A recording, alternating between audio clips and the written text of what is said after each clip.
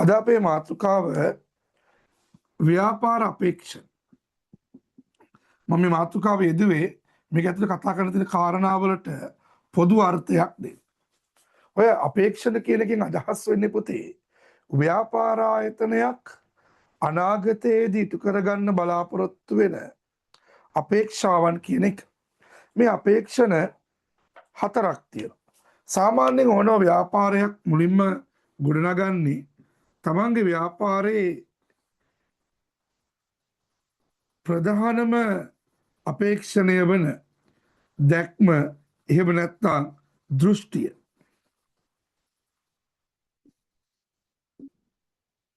ඉන් පසුව එම ව්‍යාපාරයේ ගොඩනගනවා එයාලගේ මෙහෙවර ප්‍රකාශය නොහොත් නිෂ්ඨාව. ඉන් පසුව එයාලා ගොඩනගනවා දිගුකාලීන පරමාර්ථ. දිගුකාලීන පරමාර්ථ. මේ මම ඔයාලට පාඩම ලස්සනට පැහැදිලි කරන්න තමයි මේ විදිහ ඊතල කොටසක් දාගන්න. ඊට පස්සේ අවසානයේදී ඔවුන් ගොඩනගනවා ඔවුන්ගේ කෙටිකාලීන අරමුණු.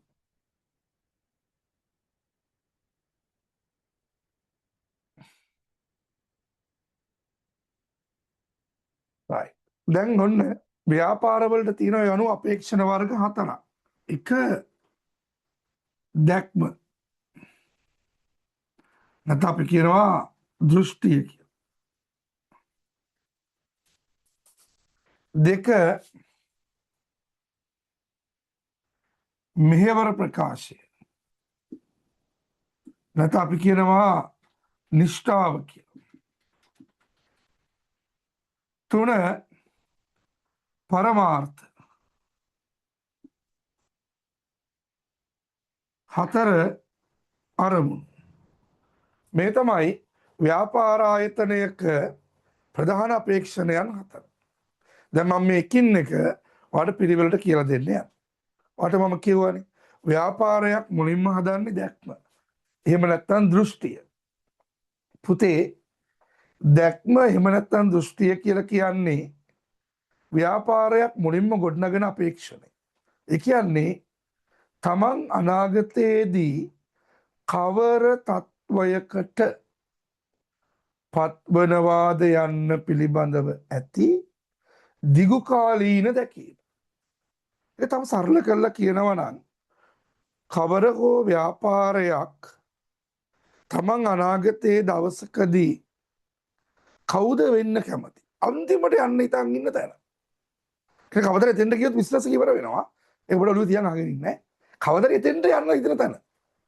මේක හරියටම පුතේ විභාගෙදී අහුවොත් ලියන්නේ මොකද්ද? ව්‍යාපාරයක් තමන් අනාගතයේදී කවර තත්වයකට පත්වනවාද යන්න පිළිබඳව ඇති දිගුකාලීන දැකීම. ඒනවල උත්තරේ. හරිද? ඉතින් මේකේ සරල අර්ථය තමයි ව්‍යාපාරයක් කවදා හරි අන්තිමට යන්න බලාපොරොත්තු වෙන තැන. මේක හරියටම කිව්වොත් සැබෑ නොවන සිහිනයක් වගේ. මෙතෙන්ට යන්න හැමදාම උත්සාහ කරනවා. ඒකට ගිහිල්ලා ඉවර වෙන්නේ නැහැ. හැබැයි ව්‍යාපාරය එතෙන්ට යන්න උත්සාහ කරද්දී ලොකුවට දියුණු වෙනවා. දැන් ෆෝඩ් වාහන තියෙන්නේ. ඔවුන්ගේ දැක්ම නැත්තම් විෂන් එක තමයි සෑම පුද්ගලයෙකුටම ලබාගත හැකි ප්‍රවාහනයක් සකස් කිරීම. ඊගාවට මයික්‍රොසොෆ්ට් ආයතනයේ දැක්ම තමයි සෑම ස්ථානයකම සෑම උපකරණයකම බලවත් මෘදුකාංග තුලින් පුද්ගලයව සන්නද්ධ කිරීම. දැන් මෙන්න මේ වගේ අතිශය ප්‍රබල වැදගත් ඉලක්ක තමයි තියෙන්නේ. දැන් ඔයාලට හිතෙන්න පුළුවන් අයිසර් ලංකාවේ ගත්ත ආයතන ගත්තද? ලංකාවේ ආයතනවල මම මහ බරපතල අවුලක් දකිනවා පුතේ. දැක්මේ තියෙනවා පුතේ කොටස් දෙකක්. අපි ඔකට ඉංග්‍රීසි භාෂාවේ කියනවා එකක් envision future. ඒ කියන්නේ නොපෙනෙන අනාගතය. දැක්මට කාලයක් නැහැ. අකාලික කාලයක් නැහැ. සදාකාලික. ඒ වගේම core values හර අගනාකම්. ඒ කියන්නේ වෙනස් වෙන්නේ නැහැ. වෙනස් වෙන්නේ නැති අගනාකම. ඒ කියන්නේ අපි මෙහෙම හිතමුකෝ. මේ අපේ පන්තින ගෑල්ලමෙක් මස් මාංශ කන්නේ නැහැ. නිර්මාංශිකයි. එයා හදිස්සිය ලෙඩ වෙනවා. ડોක්ටර් කියනවා ඔයාලට මස් මාංශ කන්න වෙනවා නැත්නම් ජීවිතේට බලපෑමක් වෙනවා. එයා කියනවා ડોක්ටර් මම මලත් මස් මාළු කන්නේ. මලත් කන්නේ. අන්න හරහාගනාකම වෙනස් වෙන්නේ ඒක. හැබැයි එහෙම කියපු ගමන් කන්න පටන් ගත්තොත් ඒක හරහාගනාකමක් නෙමෙයි. ඒක තුලේ තියාගන්න. කතලුවේ තියාගන්න. එතකොට දැක්මේ කොටස් දෙක මොනවද? සදාකාලිකයි. හැමදාට මේක පවතිනවා. ඒ වගේම වෙනස් වෙන්නේ. ඒ දැක්මට යන්න උත්සාහ කරනවා. ලංකා ව්‍යාපාර ජනප්‍රිය බැංකු අවුරුදු 4-5න් දැක්ම වෙනස් කරනවා. අපේ පන්තිය දැක්ම මනා පෞරුෂයෙන් බුද්ධිමත් පුද්ගලයා සමාජයට දායාද කිරීම. මේ දැක්ම කරා ළඟා වෙන්න තමයි අපි හැමදාකම උත්සාහ කරන්නේ. මේ දැක්ම කරා ළඟා වෙන්න අපි හැමදාකම උත්සාහ කරනවා. එතකොට දැක්ම කියලා කියන්නේ මොකද්ද? තමන් අනාගතයේදී කවර තත්වයකට පත්වනවාද යන්න පිළිබඳව ඇති දිගුකාලීන දැකීම. දැන් ඔයා මෙහෙම හිතන්න පුතේ. ඔයා ඇවිල්ලා මයෙන් අහනස අපේ පන්ති දැක්ම මොකක්ද? මම අර කෙටියෙන් කිව්වහම ඔයා කියනවා අනේ සර් මට ඒක තේරුන්නේ නැහැ. තව විස්තර කරන්න කියලා. අන්න මම මේ රූලෙන් දෙකෙන් කියූ දැක්ම රූල් 5කින් 6කින් 7කින් 8කින් පොඩි සංක්ෂිප්ත ප්‍රකාශයක් විදියට කරනවා. දැන් අපේ පන්තියේ දැක්ම මම මෙහෙම විස්තර කළා. Taman ඉගෙන ගන්න දේවල් ප්‍රායෝගිකව භාවිතා කරන්න පුළුවන්. ස්ථානෝචිත ප්‍රඥාවෙන් නිවැරදි තීරණ ගන්න පුළුවන් දරු පිරිසක් පන්ති කාමරය තුළ ව්‍යාපාරත් ඉගන්වා එහි දක්ෂතා සහ කුසලතා ලබා දීමෙන් සමාජයට එකතු කරයි. අන්න ඒකට තමයි අපි කියන්නේ මෙහෙවර ප්‍රකාශය කියලා.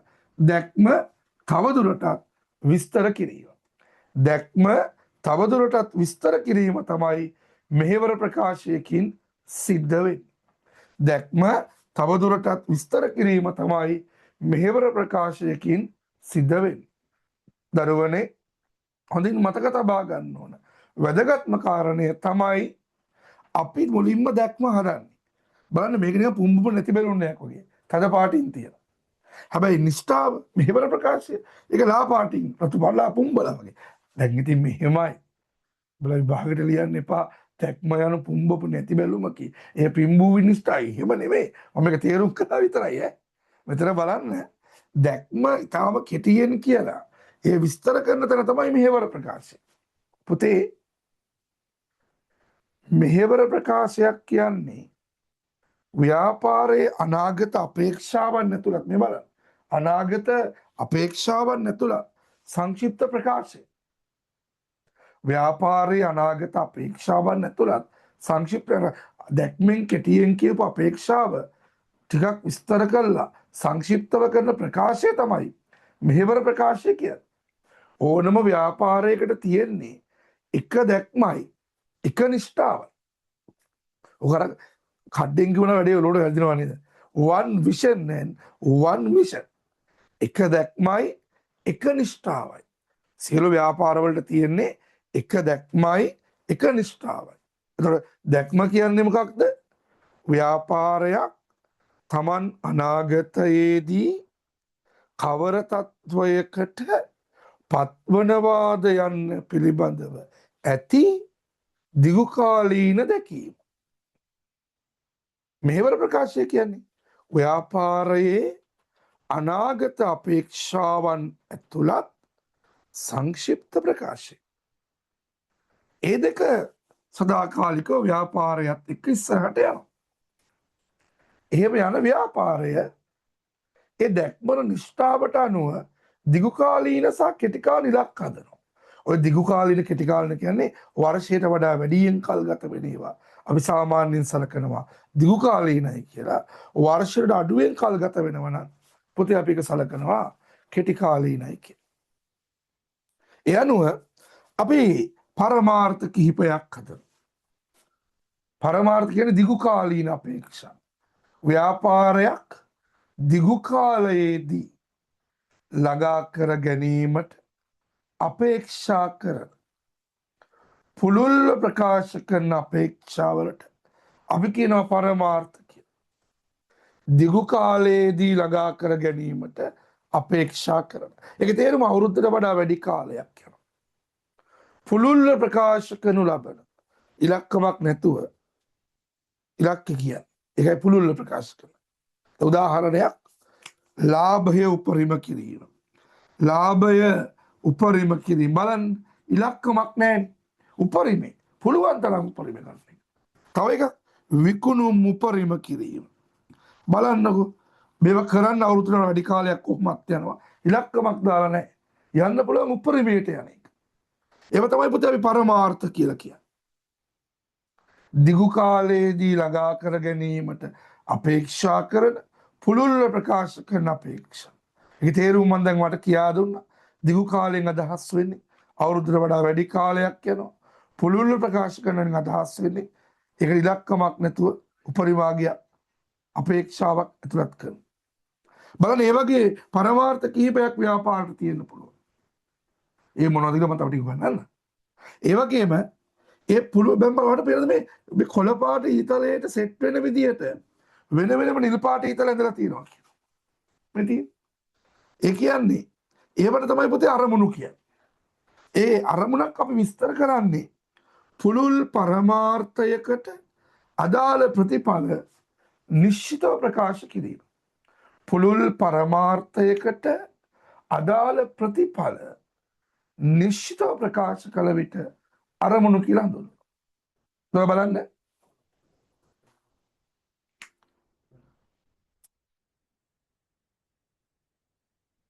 දැන් ඔයා බලන්න දැන් මේ තියෙන්නේ පුළුල් පරමාර්ථය. මම ගත්ත උදාහරණය ලාභය උපරිම කිරීම. ලාභය උපරිම කිරීම. දැන් ඊට අදාළව අපිට කෙටි කාලයක් කියන්න පුළුවන්. මේ බලන්න. මෙම වසරේදී මිලියන 10ක ලාභයක් ලැබේ. මිලියන 10ක්. මේ මාසයේදී මිලියනයක ලාභයක් ලැබීම. මේ මාසයේදී මිලියනය. මේ සතියේදී 2,50,000ක ලාභයක් ලැබීම.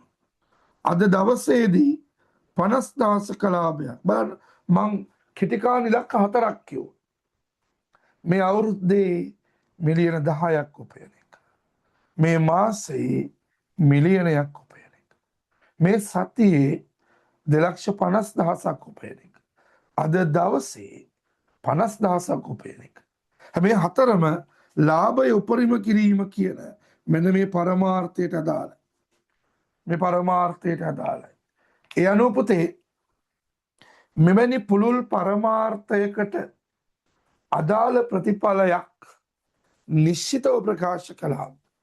පුළුල් පරමාර්ථයකට අදාළ ප්‍රතිඵලයක් නිශ්චිතව ප්‍රකාශ කළාම අපි ඒකට කියනවා අරමුණක් කියලා. ඒතර අපේක්ෂණ වර්ග ඔක්කොම කීයද? 4ක් තිබුණානේ. 4ක්. මම මුලින්ම වාට කියලා දුන්නේ දැක්ම දෘෂ්ටිය. බලන්න ඕනේ මතකද කියලා. මුලින්ම හදන්නේ දැක්ම. දැක්ම යනු ව්‍යාපාරයක් තමන් අනාගතයේදී කවර තත්වයකට පත්වනවාද යන්න පිළිබඳව ඇති දිගුකාලීන දැකීම. දෙවනුව මෙහෙවර ප්‍රකාශය දැක්ම තවදුරටත් විස්තර කිරීම තමයි එතන වෙන්නේ. මතකද මං කියපේ? ව්‍යාපාරයේ අනාගත අපේක්ෂාවන් ඇතුළත් සංක්ෂිප්ත ප්‍රකාශය මෙහෙවර ප්‍රකාශයයි. ඊගාවට පරමාර්ථ ව්‍යාපාර ආයතනයක් විසින් දිගු කාලයේදී ළඟා කර ගැනීමට අපේක්ෂිත පුළුල්ව ප්‍රකාශ කරන අපේක්ෂාවන් පරමාර්ථ ලෙස හැඳින්වේ. අරමුණු විස්තර කළේ කොහොමද? පුළුල් පරමාර්ථයකට අදාළ ප්‍රතිඵලයක් නිශ්චිතව ප්‍රකාශ කිරීම අරමුණු ලෙස හැඳින්වේ. පැහැදිලිද? එක දැක්මයිනේ ව්‍යාපාරට එක ආවේනිකයි. එක නිෂ්ඨාවයිනේ. හැබැයි සියලු ව්‍යාපාරවලට පොදු පරමාර්ථ තියෙන. මම මේ ව්‍යාපාරවලට පොදු පරමාර්ථ කියලා දෙන්නේ. ඕන ඒවට ඉලක්කමක් දැම්මම අරමුණු කරගන්නත් පුළුවන් කාලයක් එක්ක. මේ පොදු ඒවා ගොඩාක් තියෙනවා. මම එකෙන් ටිකක් සැලකිලි ප්‍රමාණයක් කියලා දෙන්න. මේ ඕනම ව්‍යාපාරයක් ගත්තාම පොදුවේ දකින්න පුළුවන් පරමාර්ථ මොනවද? එකක් තමයි පුතේ වර්ධනය. වර්ධනය. පෙර කාල පරිච්ඡේදයට වඩා මේ කාල පරිච්ඡේදයේ දියුණුවක් කරන එක. ඒක ගිය අවුරුද්දට වඩා මේ අවුරුද්ද දියුණු වෙන එක. හැබැයි මෙහෙම කිව්වොත් මෙම මාසයේදී 5% වර්ධනයක් ලැබීම. කාලය නිශ්චිතයි, වර්ධන අනුපාතයේ නිශ්චිත අංකය 5%යි. එතකොට ඒක අරමුණක් වෙනවා. දැන් තේරුණාද?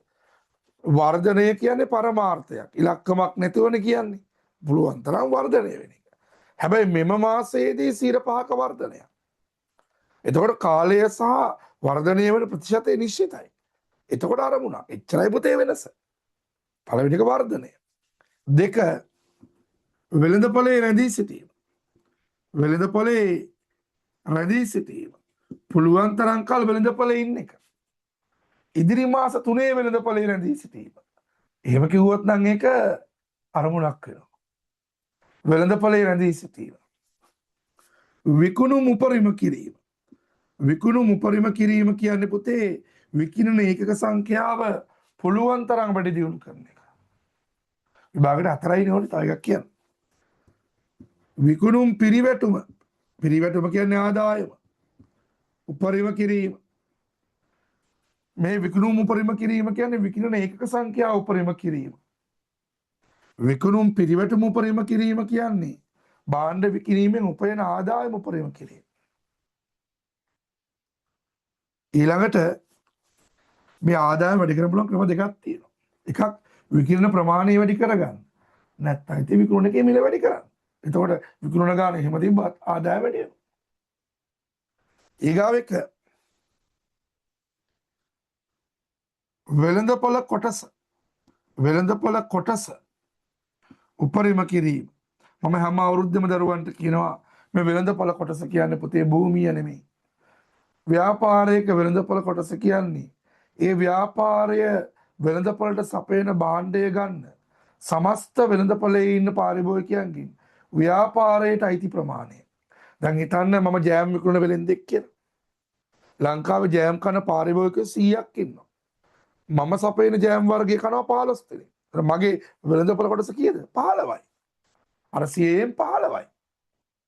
තේරෙනවද මං කියපු එක? භූමිය නෙමෙයි. නිෂ්පාදිත අයිති පාරිභෝගික පිරිසින් මට අයිති ප්‍රමාණය. මේක උපරිම කරගන්න එක මගේ අරමුණ පරමාර්ථයක්. ඒ වගේම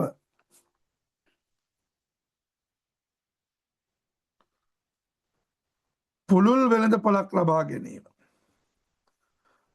පුළුල් වෙළඳපොළක් ලබා ගැනීම කියන්නේ පුතේ වෙළඳපොළවල් ගණනාවක් අත්පත් කරගන්න එක. අර ටියුෂන්ස් වල නගර ගොඩක පන්ති කරන්නේ ඒ වගේ. ඊගාව එක මෙන්න මේකම සමහර ගෑල්ලන් අප්සෙට් වෙනවා. වෙළඳපොළට ප්‍රවේශ වීම. වෙළඳපොළට ප්‍රවේශ වීම. ඒ කියන්නේ තරංකරු අල්ලන් ඉන්න වෙළඳපොළ වලට අපි ඇතුල් වෙන එක. දැන් කෙල්ලෝ කියන්න පුළුවන් ඒක හොඳ නෑ නේද? එහෙනම් බිස්නස් නොකර ඉන්නානේ. මොකද අපි එහෙම නොගියා කියලා තරංකරු අපේ වෙළඳපොළේ නැතුව ඉන්නවද? එනවා. ඒ නිසා වෙළඳපොළට ප්‍රවේශ වීම පරමාර්ථයක් වෙන්න ඕන. ඒ වගේම ලාභය උපරිම කිරීම.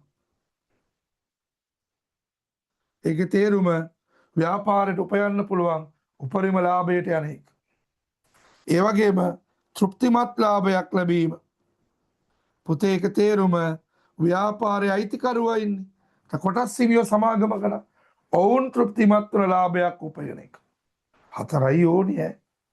මම හොයාගන්න පුළුවන් තරම් අවශ්‍ය කරන ඒ ඔයාලට දෙනවා. හේතුව අපේ ජොබ් එක තමයි ඔයාට උසස් පෙළ ලියන්න අවශ්‍ය කරන මගේ විෂය ඇතුලේ තියෙන අවශ්‍ය දැනුම අඩුපාඩුවක් නැතුව දෙන එක.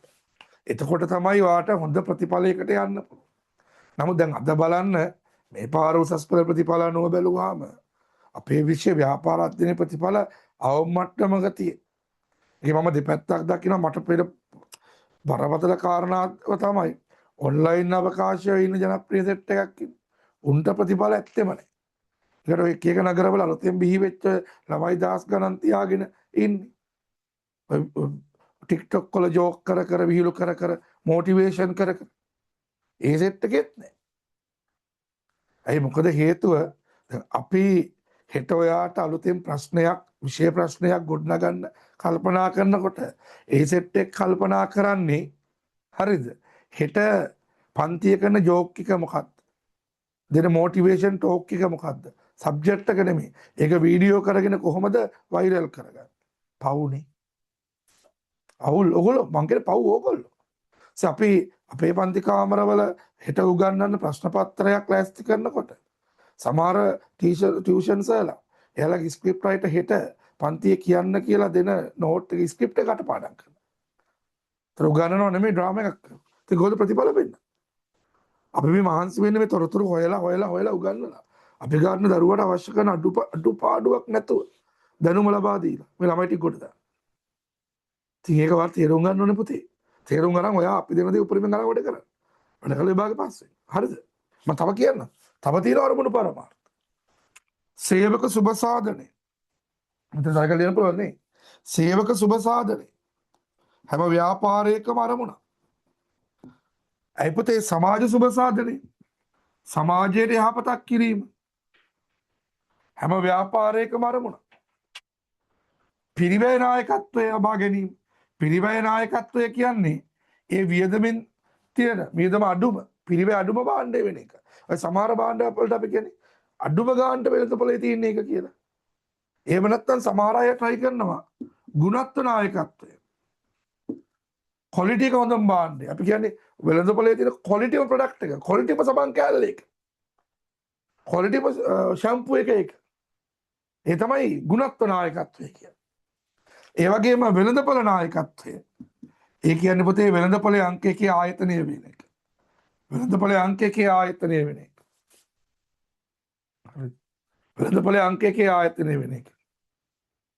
ඊගාවට කීර්තිනාමයේ වර්ධනය. තමන්ගේ ව්‍යාපාරයේ ජනප්‍රියතාවය පුළුවන් තරම් වැඩි කරගන්න එක. ඔය සමාගමක් නම් කොටසක මිල උපරිම කිරීම. කොටස් වෙළඳපොලේ ඉන්න සමාගම් තියෙනවනේ. එයාලා උත්සාහ කරන්නේ කොටස් වෙළඳපොලේ එකල කොටසක මිල පුළුවන් තරම් වැඩි කරගන්න. සමාගමේ වෙළඳපොලේ මිල පුළුවන් තරම් වැඩි කරගන්න. ඊගාවට තව එකක් කියලා නවත්තන්න ඇති නෑනේ. හතරයි නෝනේ. නව්‍යතා සම්පාදනය. පුළුවන් තරම් අලුත් දේවල් වෙළඳපොලට දෙන එක. මංචි බිස්කට් ගන්න. මුන් අවුරුද්දට බිස්කට් කීයක් දාන බිස්කට් එකේ හැඩය වෙනස් කරලා දානවා. එහෙම දාලා එකක් හිට් කරගන්න. ඒ හිට් කරගන්න බිස්කට් එකෙන් තව අවුරුදු ගාණක් අදිනවා. ඉතින් මේ නව්‍යතා සම්පාදනය කියන ව්‍යාපාරයේ බොහොම අතිශය වැදගත් දෙයක්. ඔයා අලුතෙන් හිතන තරමට තමයි පවතින්න පුළුවන්.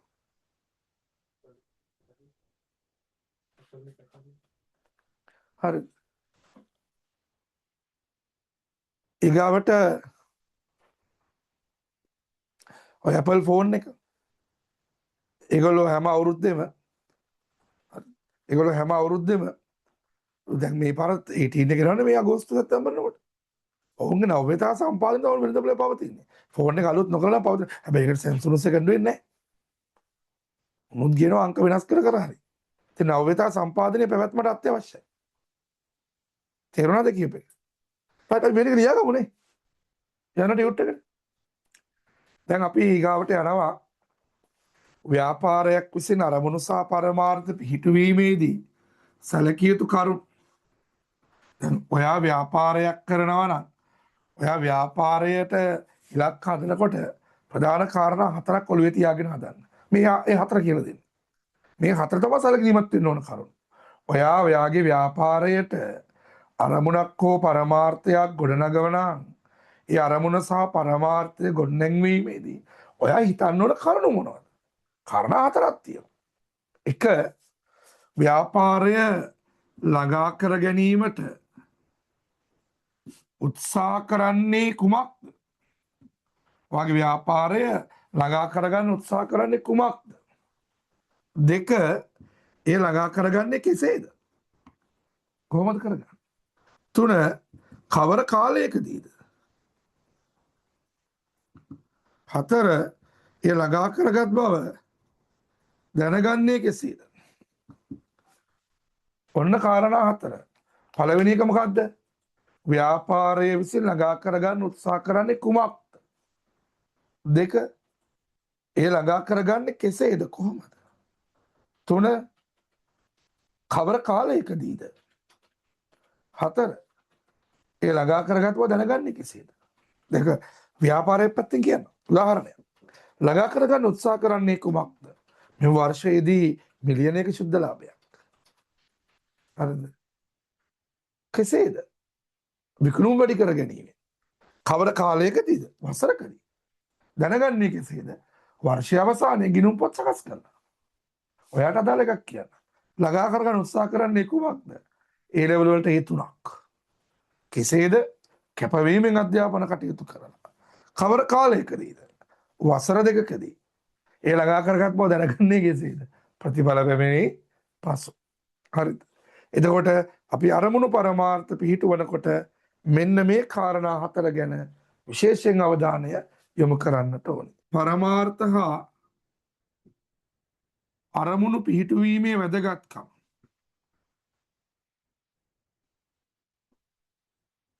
යම් ව්‍යාපාරයක් තමන්ගේ ව්‍යාපාරයට පරමාර්ථ සහ අරමුණු පිහිටුවන එක කොයිතරම් වැදගත්ද? පුතේ මෙහෙමයි. කිසියම් ව්‍යාපාර ආයතනයක් තමන්ගේ ව්‍යාපාරයට අරමුණු සහ පරමාර්ථ හදනවා නම් පළවෙනි එක තමයි ඔවුන්ට නිවැරදි තීරණ ගන්න පුළුවන්. අරමුණු සහ පරමාර්ථ මත පදනම් වෙලා නිවැරදි තීරණ ගන්න පුළුවන්. දෙවෙනි එක දියුණුව මනින්න පුළුවන්.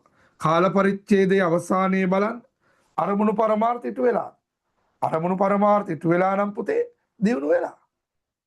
අරමුණු පරමාර්ථ ඉටු වෙලා නැත්නම් දියුණුව වෙලා එච්චරයි. ඒක මයින්න අරමුණු පරමාර්ථ හදන්න ඕනේ. හරිද?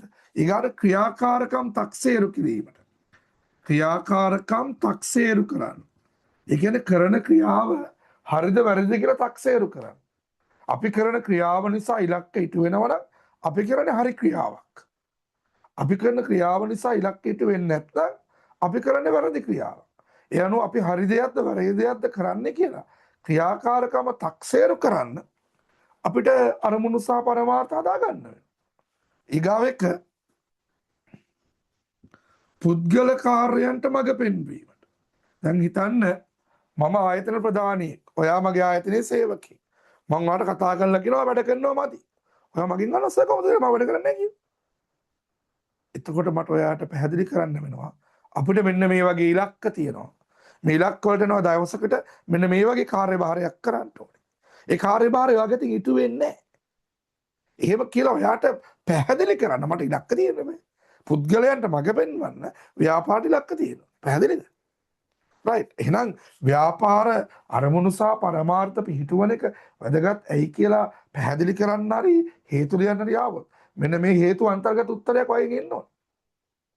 පළවෙනි එක නිවැරදි තීරණ ගන්න. දියුණුව මනින්න. ක්‍රියාකාරකම් තක්සේරු කරන්න. පුද්ගල කාර්යයන් සඳහා මඟ පෙන්වන්න. තේරුණාද? රයිට්. යන ටියුට් එකට සෑම වසරකම වැඩිම ප්‍රතිඵල වාර්තා කරන ශ්‍රී ලංකාවේ සාර්ථකම ව්‍යාපාරාධ්‍යන ගුරුවරයා Thilanka Gowinna. A-level business studies 2028 theory නව පන්ති ආරම්භයි. සැසිත් නුගේගොඩ සිසුල් කාරත්නපුර දිනෙත් කොස්වත්ත නවෝදය අවිස්සාවෙල්ල සමගින් ලංකාවටම ඔන්ලයින් ලියාපදිංචි වීමට 0774 220 328 අංකයට WhatsApp පණිවිඩයක් එවන්න. A-level BS වලට හොඳම ගුරුවරයා Thilanka Gowinna. A-level business studies 2028 theory